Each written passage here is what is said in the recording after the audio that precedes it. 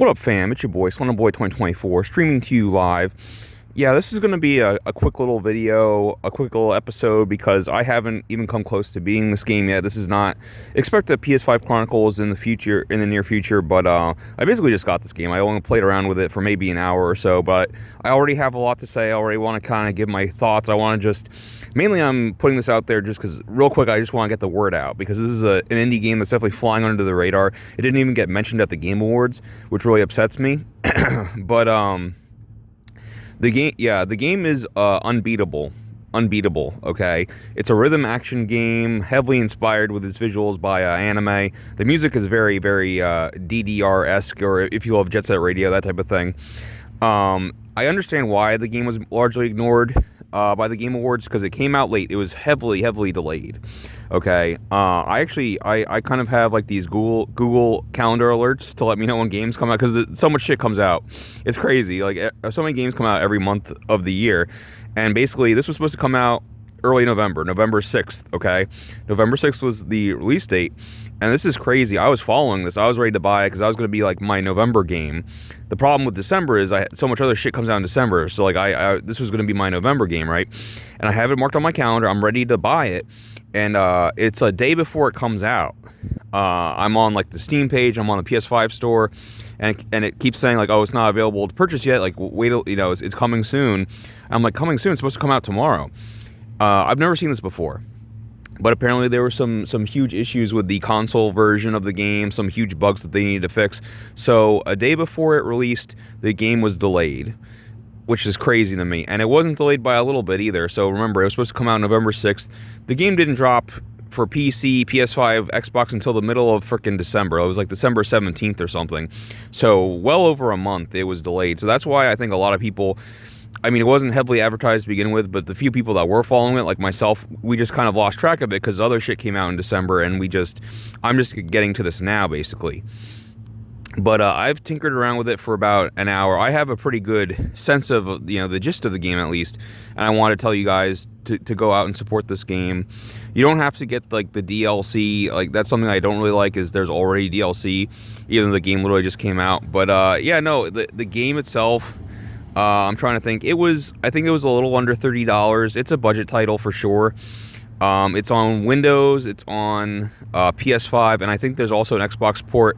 It's not a graphically powerful game, so I'm actually curious if there will be a Switch 2 port or a Switch 1 port.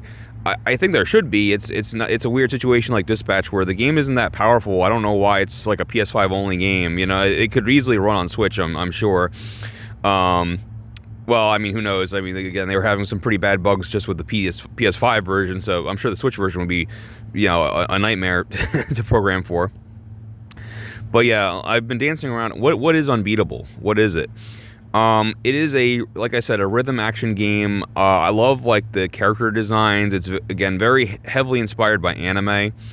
The main girl, she honestly reminds me a lot of Sakura from Naruto. She's got the short pink hair, the bob cut. She's like super tough. Like, she's got the muscles, the muscular toned arms. She punches people in the face just like Sakura. She's my type of woman. And this takes place in a dystopian future where music is illegal and you do crimes. You're like part of this underground, like literally this underground scene where you're playing music and cops are showing up to arrest you or even shoot you on site for committing these crimes, which is playing music. And I'm just kind of getting to like the nitty-gritty. The story is very interesting. From what I gather, music is literally dangerous. There is a reason why music is forbidden, but there's this like police force, this totalitarian police force that will like show up and stop your performance. And I forget what the acronym stands for, but it's HARM. They're literally harm. Their group is called Harm. Yeah, the game's not super subtle as far as who the good guys and who the bad guys are. I'll say that. But yeah, Harm will shut down your concert by lethal force if necessary. And what it reminds me of is, I haven't seen this idea too much in media, to be honest, but going back to like the Battle Royale novel and manga, in Shuya's society, music was outlawed, right? Because music has always been kind of used as an alternative, like a way to stick it to the man, like you hide little like anti-government messages and stuff in your music, right?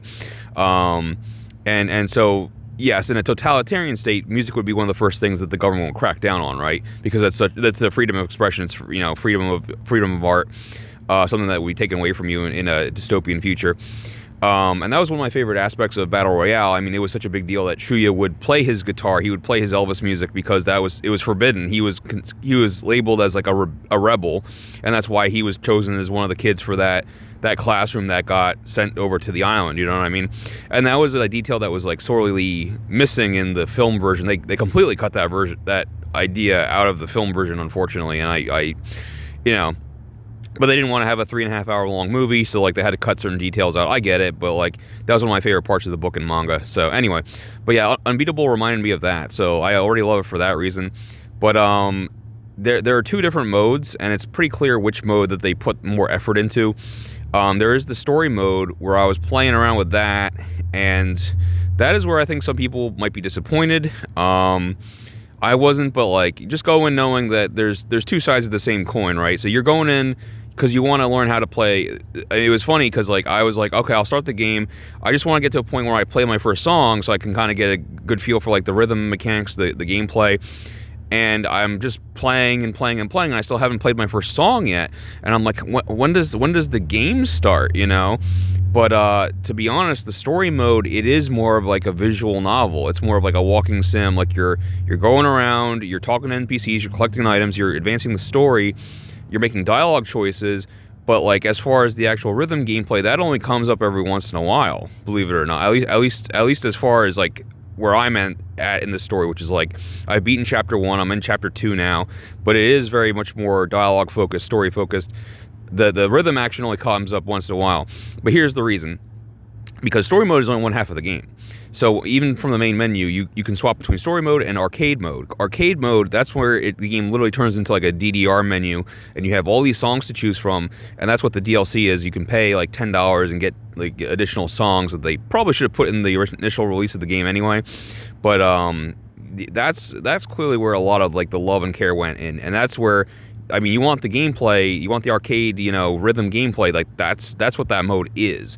So you're playing all these songs, and there's like 4 or 5 different difficulties, so there's plenty of replay value for each song, and it's really fun gameplay. I like the game a lot. Again, I just started, so it's too soon to give a review score, but I was shocked at how some people are reacting to this game.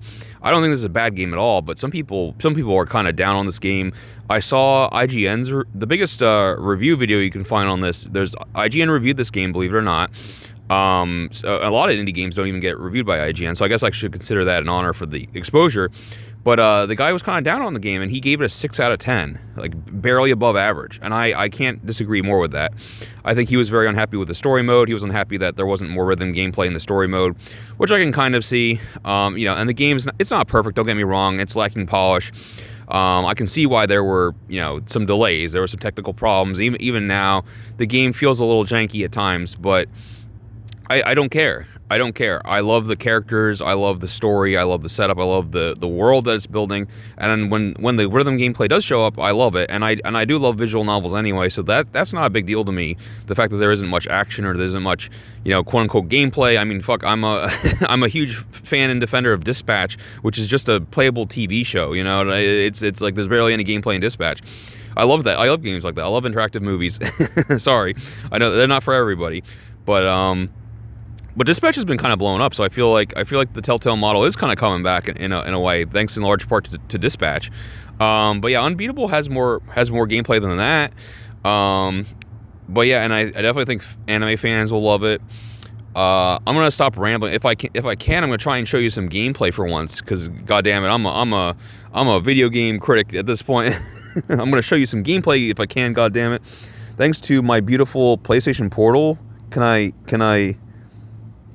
get... Do you see how that shit lights up? I love that. I didn't show that last time. The blue lights are so sexy. Unlock, goddammit. Unlock.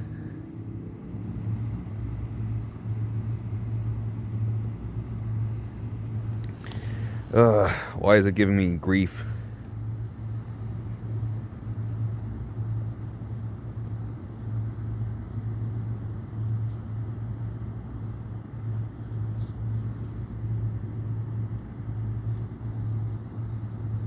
1 second.